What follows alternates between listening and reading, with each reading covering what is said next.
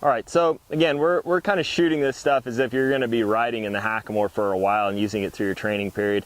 And we're going to be showing it from day one. So again, we don't start horses in the snaffle because I don't like the oral fixation of it. I don't have a problem with the snaffle, I just use it later on in training.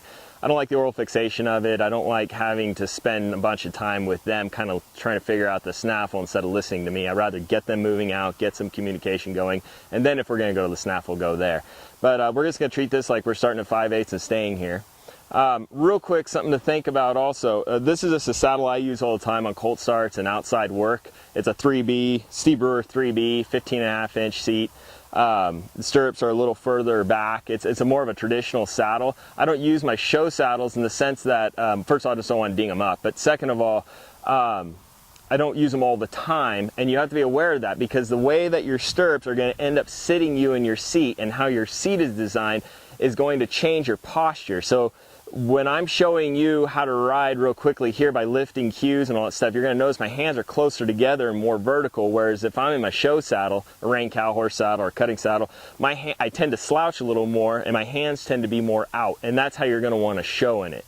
We're just going to teach this as a development process of training right now. We'll move into that other stuff later. But so be aware that your saddle does make a difference in how you're going to sit and how your arms adjust to riding or how you're going to cue them. Okay, so getting on them first day, let's say.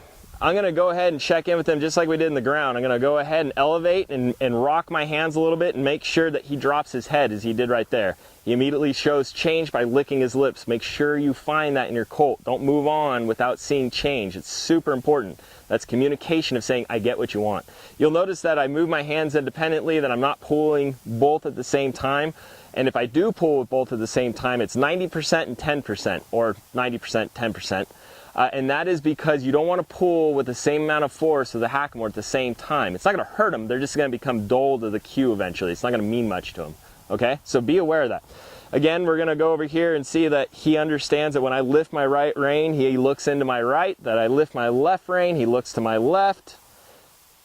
If I want to correct his headset there a little bit, I'll bump him with that outside rein a little bit, and there it is dropped. Okay? So your outside or supporting rein is going to help him when he's bent to drop his head. That's not important right now, but it will be a little bit later. So if this is first day and we're riding out, I ask a horse just to move out. I'm not looking for headset, I'm not looking for a ton of stuff. He just has to move his feet, okay? Sometimes horses, a lot of times actually, I find probably about 70% of colts I start want to go backwards.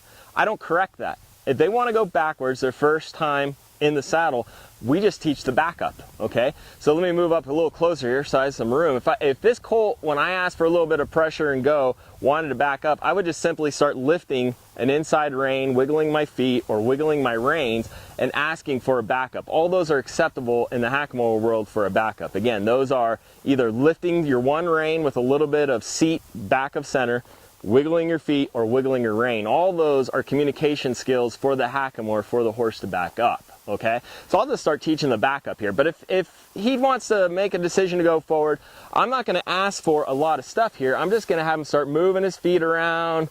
We're just going to make sure everything's good. I'm going to rub him down, pet him down. From a Hackamore perspective, this is what I will start looking for. I'm going to start looking for forward motion, that he starts coming off of my hand if I start rocking my hands in an elevated cue. It's about at a 45. I'm going to lift my rein a little bit. Just go ahead and rock my rein and look for the fact that he drops to the pole, puts bend in his neck, okay?